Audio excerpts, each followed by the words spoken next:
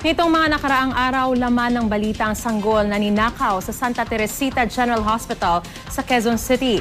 Ang ina ng biktima hanggang ngayon, hindi pa rin malaman kung saan hahanapin ang kaniyang anak.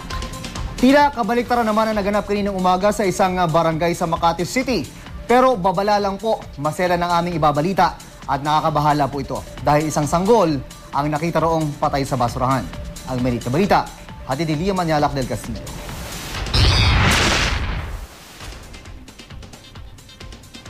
Nabulabog ang mga residente sa Barangay Santa Cruz, Makati City kaninang umaga nang sa pangongolekta ng basura sa lugar, isang patay na bagong silang na sanggol na lalaki ang tumambad sa kanila.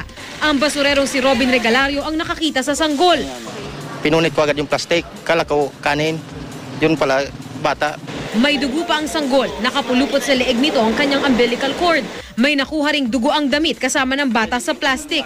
Sa basurahang ito ng Alexandria Residences nakita ang bata pero giit na mga tauhan sa building. Wala akong tipo na napansin na Asan yung basurero? may dugo o ano, wala. Oo. Yun lang. Wala ka napansin na may baby? Wala. Wala kayong napansin na may nagtapon dyan ng ganyan? Wala, ma'am.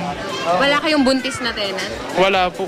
Idiniretso na sa punerarya ang baby. Mananatili siya rito hanggang 3 buwan. At kung walang mag-claim, ipapalibing na siya ng barangay. Paiimbestigahan din ng barangay kung kanino ang nasabing sanggol. Hindi dapat ganoon, di ba?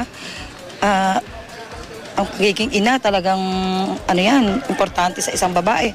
Marami nga dyan nagdadasal kung saan-saan para magkaanak lang, di ba? Tsaka masakit yun di ba? Masakit, bakit ganoon yung mga ina?